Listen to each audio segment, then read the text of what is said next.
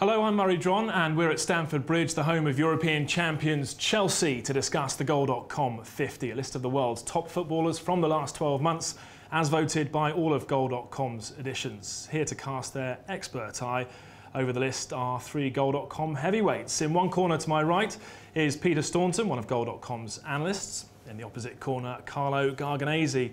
He's probably here to disagree with everything Peter says, and mediating with me in the middle and keeping control of the squabble is Goal.com's managing editor, Amar Singh. OK, and up for discussion first are the players that are on the list from 50 to 4, 25 of which are making their first appearance on the list. So let's bring in Peter straight away. Pete, why so many new players? Well, I think you'd have to look around the leagues around Europe to see that a lot of the traditional, the bigger teams, they haven't managed to win the league this year, and I think placing on this list has a lot to do with how successful your team has been. As you can see, you know, in Italy, Inter are no longer the dominant force that they once were. Bayern Munich obviously are playing second fiddle to Dortmund at the moment, and you know, of course, Real Madrid have finally managed to overthrow Barcelona. That's not even to mention the Manchester clubs in England. And in Italy, historically, Juventus have always been the biggest team. They've won more titles than any team in Italy. But since the Calciopoli crisis in 2006, they've really struggled. The last two seasons, they haven't qualified for the Champions League. But in 2011, 2012, they got their house in order under new coach Conte, won Serie A, went the whole season unbeaten, and as a result, they've got 4 players represented in the Goal.com 50. And I think in other leagues as well, in France, Montpellier were shock winners, so they've been represented in the Goal.com 50 as well. And like Peter said, there's been a few shocks throughout Europe. It's also worth pointing out, Peter, that obviously it's a European Championship, so the majority of the players are probably going to come from Europe, and lack of South American this time around. Yeah, obviously with no continental competition in South America this year, it's been difficult for South Americans to make an impression outside the European leagues.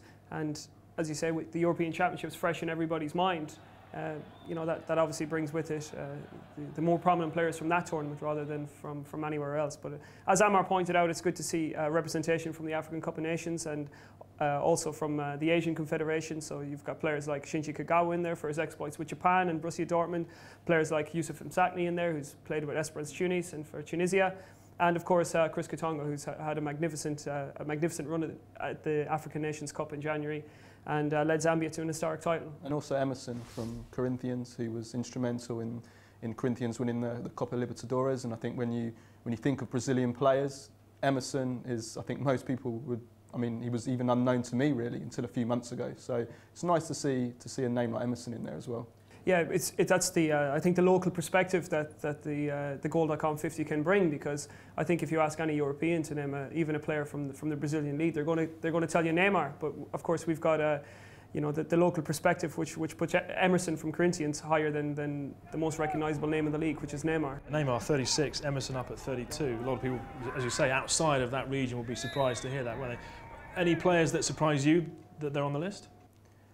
Not necessarily on the list, but I think some players I would say are probably a little bit too high. Karim Benzema from France, who's placed 16th on the list.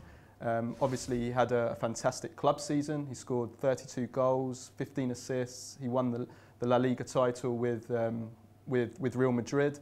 But I think for someone who flopped so disastrously at the Euros with France, didn't score a goal, was poor in every single game, to be 16th on the list and to have played so badly at the Euros, for me, he was the flop of the tournament.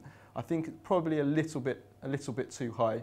And I think for Real Madrid, winning La Liga was more of a team effort for Real Madrid last season. With the exception of Ronaldo, I think he was probably the only individual that really stood out at that Real Madrid team. I think the rest of the achievement was down to the team. So I think Benzema's maybe about 10 places too high for me. I disagree. I think he was the best, probably the best out-and-out striker in Europe, or one of the best out-and-out strikers in Europe last season. I think the fact that Real Madrid won La Liga, they wouldn't have been able to do that without Benzema. Yes, you've got Cristiano Ronaldo. Yes, he broke all sorts of records. But Karim Benzema was outstanding for Real Madrid when it mattered. And more importantly, he also kept Gonzalo Higuain out of the team. Gonzalo Higuain's goals to games ratio is incredible. And the fact that Mourinho chose him first, I think he deserves to be there. Now, it didn't really work out for France. in the end of the Euros. And yes, he disappointed, but should a player be punished, you know, on this list and moved down because of the tournament? We see a lot of players getting a bounce from having performed at the Euros because of the time of the voting. But for me, Benzema delivered week in, week out in La Liga, and I think he deserves to be where he is.